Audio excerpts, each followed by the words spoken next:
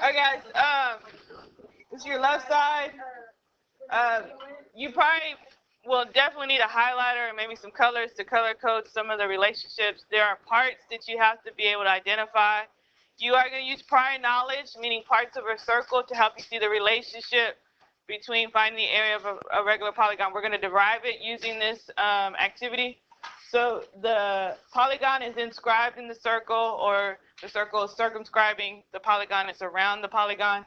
So I need you to add the parts to the polygon and to the circle, because we're going to see a relationship between them. Yes? So this whole page is...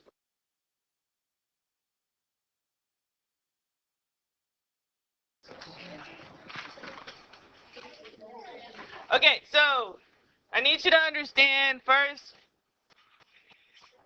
part is the center of the polygon is also the center of the circumscribed circle. If it's the center of the circle, it's also the center of the polygon. Those two relationships are the same. You got to be able to recognize that. So fill in the first blank if you have not done so.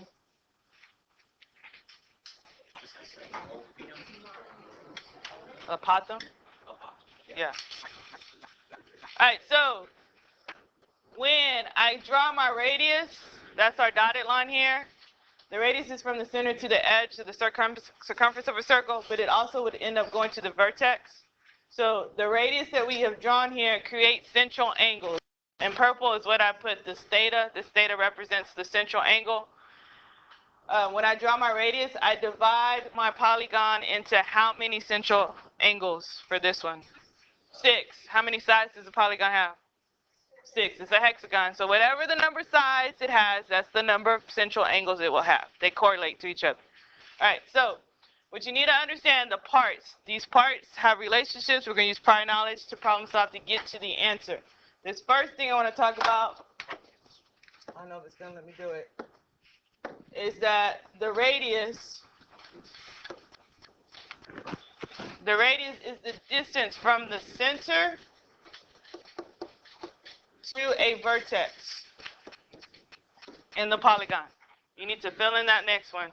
The radius is your distance from the center to a vertex. You should physically see that my dotted lines, except for the apothum line, the perpendicular line, goes from the center to one of the vertex. Now this new part, you're going to have to recognize, you're going to have to label, you're going to have to sometimes find. And that is our apothum.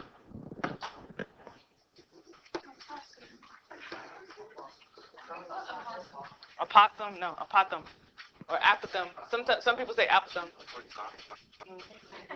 All right, your apothum is the perpendicular distance from the blank to the blank. What is it? Look at it. Find it. It's going from the center to, yeah, it is the chord, but the chord is what in the polygon? To a side. Write that down. It goes from a center to a side. All right. What I have right here in red with this little asterisk next to it, you need to be able to memorize that and use that relationship. It is a property to the apothum. The apothum always bisects the central angle and the side. That's why I put 2 tick marks here to show that whenever you see that, it's a perpendicular bisector. So if you see that box, it's perpendicular, it's going to bisect the side and it's going to bisect the central angle at the top. So add that little bit part. All right, now, the radius, basically by drawing the radii, what is formed in the interior of the polygon? Triangle. How many? What type of triangles? Anyone know? They're isosceles. They're isosceles triangles. Because the radii, yeah, the 2 radii are congruent. We don't know if it's congruent to the side yet, but that could happen at times. All right, so let's go to the next part. All right, for any n gone, okay, guess what n represents? Number. It's the number of sides. So go ahead and add that if you're not too sure. N is your number of sides. For any regular polygon, regular entagon, the number of sides. And I don't know if I put it on the last one. So, we'll get to it again. But with the side, okay, we're going to use S to represent the side. I probably should put that in green. Side S. All right, so this part, this would be a side, this would be a side, this would be a side. That would be the S to represent the side.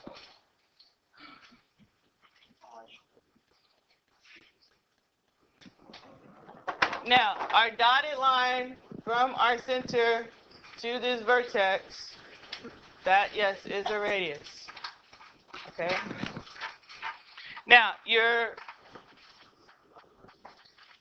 radius divides the figure into n is your number, congruent isosceles triangles, and I'm just going to use a symbol for triangles. Add that. Your radius is what I just asked you a while ago. It divides it into incongruent isosceles triangle. So each, I'm going to abbreviate, isosceles triangle has an area equal to, all right, we were doing area yesterday of shapes. What's the formula for the area of a triangle? Okay, or I could say, yeah, 1/2 base times height, or base times height divided by 2. Okay, we are now going to use that formula with our polygon, with our triangle inside our polygon. So instead of using base in our isosceles triangle here, and let's go ahead and highlight this real quick. Do y'all see this? It'll be the side times the height. What's the height of the isosceles triangle? Yeah, the apothem. All right, so if side times A, yep, divide by 2. So I need you to add that part. Instead of doing base times height divided by 2, we're just not going to do, just substitute the parts and say side times A divided by 2. A is what? Yeah, all right. All right, since they are n is your number of congruent triangles, the area of an entagon basically would take the area of each one of those. So n times the side times the apothem divided by 2. Meaning, if I forgot the formula, okay, let's say I forgot the formula for a regular polygon. You know how to find the area of one triangle, right? So you could find the area of one and then just multiply it by the number that you have. And that would give you still the total area of the polygon. So add this part. This next part we need to put in, which would be the perimeter. This is the part we use in our formula. That's a capital P. Whenever we're talking about perimeter, you have to use a capital P. If I was trying to find the perimeter of an entagon, I would just take the number of sides and multiply it by S, the length of the side. Okay? So for substituting P for N S, N times S, we would come up with our resulting formula in terms of the A and the P, in terms of the apothem and the perimeter. All right, just so we know, in the parts of the formula, you should add this. Lowercase a represents apothem or apothem, and uppercase P represents perimeter. Just make sure you remember those parts, and you know what they mean, and how to use them.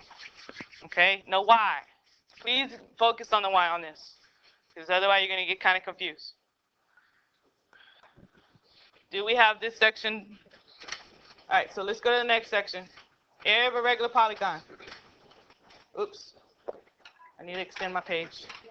Okay, what makes a polygon regular? I have to either see this word or see some marking. So what makes a polygon a regular polygon? What does that mean? Huh? All the sides are congruent, so I need to have tick marks, tick marks, tick marks, tick marks, tick marks, tick marks. Or what else concur? The angles. So I should see arcs, arcs, arcs, arcs, arcs, and arcs. Okay? the angles at the vertex.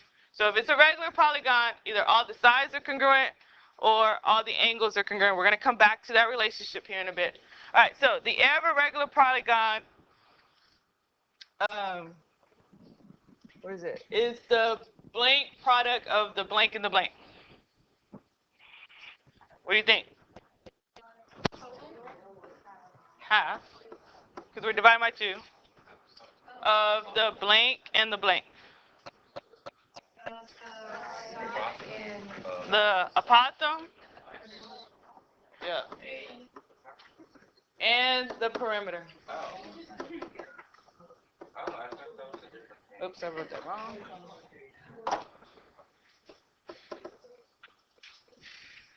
All right, so A times P divided by 2. There's your formula.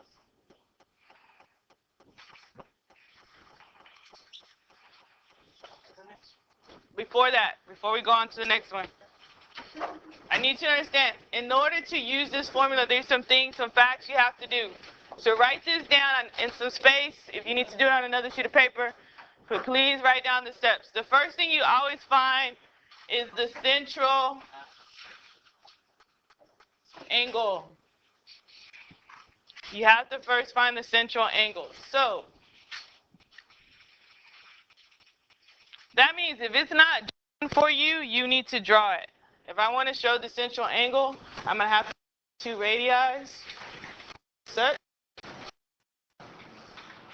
There's my theta. That represents the central angle. To get to that angle measurement, to get your central angle, you always do 360 divided by n. N is your number of sides. Okay? Yes, so here this would be 6. So theta would be 360 divided by 6. And what would the measure of theta be? Yep, 60.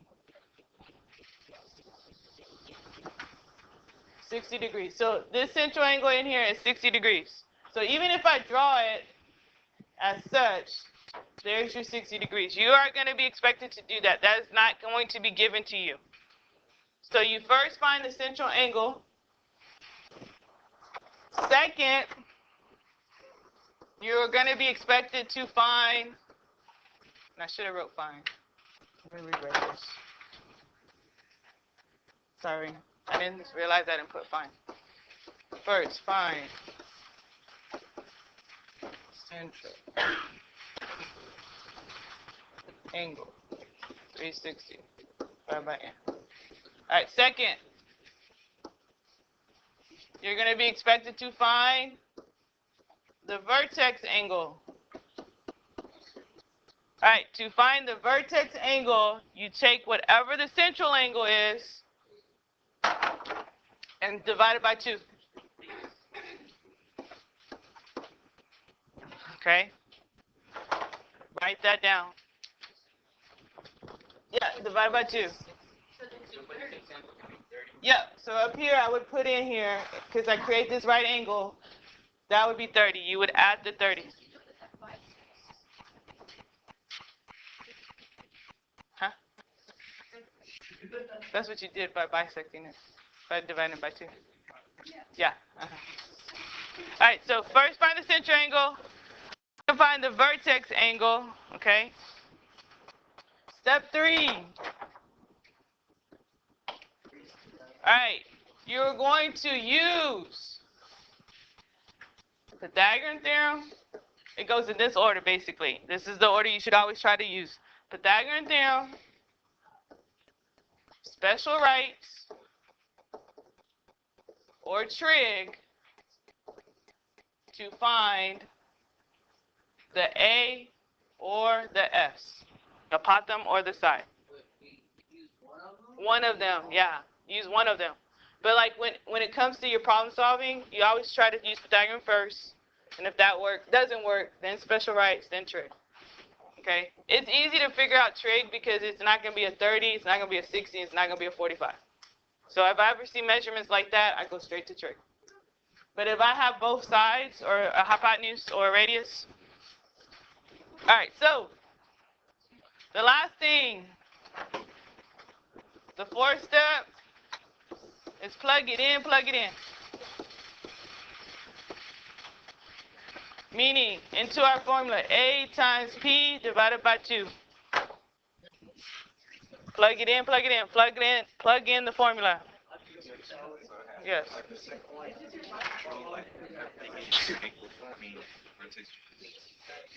The angle you just plug in is divided by 2. Whatever the central angle is, yeah, you divide by 2 to get the vertex.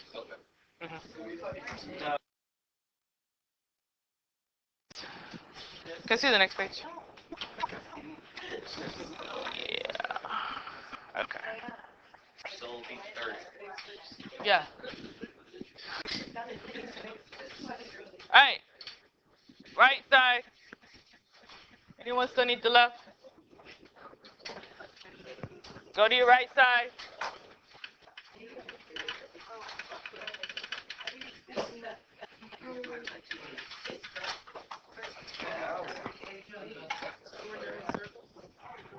Well, you're using circles right now.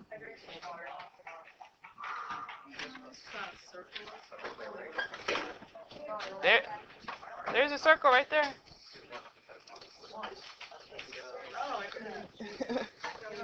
No. All right, here we go. Right side.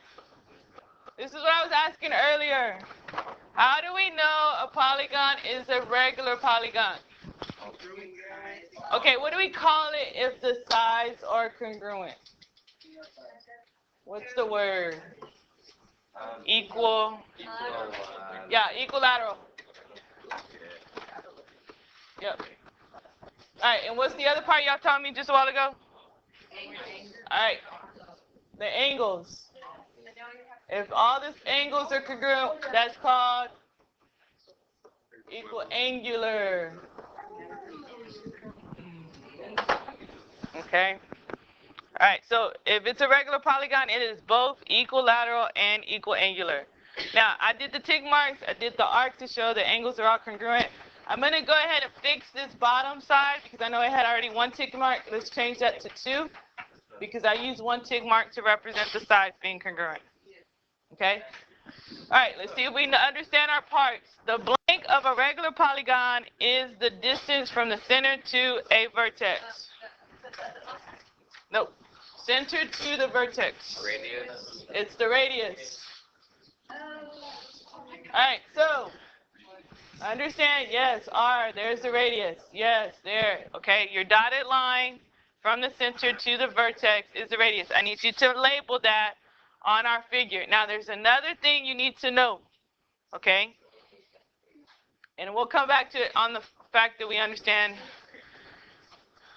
this part.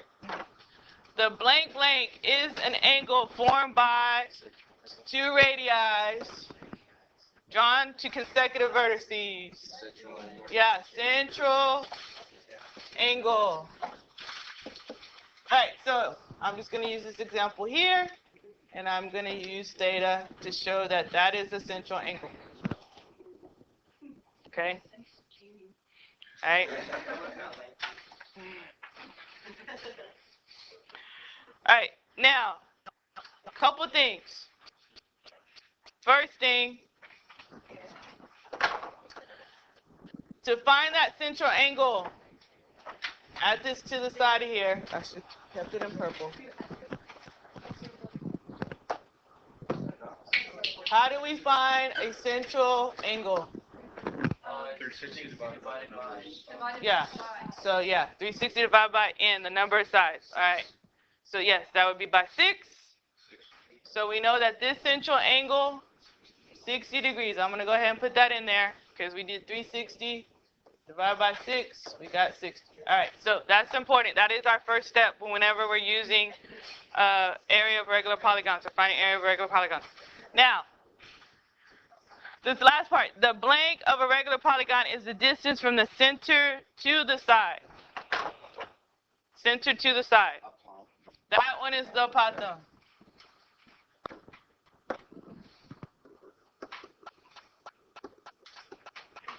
Alright, so I'm going to put my A. I'm going to go ahead and color it green so you understand that that is the apothem. Now, we're going to add some facts that you should already know, but I'm going to see if you recognize them. Okay, first thing. because the radius goes from the center to the vertex. All right, and we're going to add this on to our notes. The radius is also what part? Long leg. We need to make sure we add this. The radius is also the hypotenuse. And I'm going to abbreviate just height, okay, of the right triangle. Okay, this always happens when you draw it. When you draw the radius and draw your apothem, you create right triangles. And your radius will have the same correlation as a hypotenuse in a right triangle. Okay, that's why we're using Pythagorean theorem, special rights, and trig, because we can only do that with right triangles. All right, now the other thing I need you to recognize or add is that what property does this apothem have? And it's kind of showing to you. It bisects the side and the central angle. It does two things at once, so you need to add that. I'm just going to put a star that the apothem is a perpendicular bisector of side and central angle. And I ran out of room, and I apologize. Okay? I'm going to extend the page. All right, the apothem, add that. Please make sure that will never be marked for you. They're expecting you to use that property to do your problem solving. Okay, that's why I put 2 tick marks there. All right, the area of a regular polygon is half the product of the blank and the blank. Half the product of the blank and the blank. The apothem and the perimeter. Good. All right, so A equals A times B over 2. AP over 2. Get that in there. All right, so I'm going to give you the beginning part of your example. I'm going to have you add it to the figure, fill in the blanks, fill in some of the answers. So anyone need this top half? All right, so let me show you what you need to do. Let me scroll this up. The first thing you're going to do is you're going to end up drawing the radii, and I'm going to tell you which ones. It's going to be AP and AQ. Put Q in. All right, so AP and AQ you're going to do. And then you're also going to draw your apothem, and that's going to be AB. I'm telling you right now. And you're going to also draw your central angle,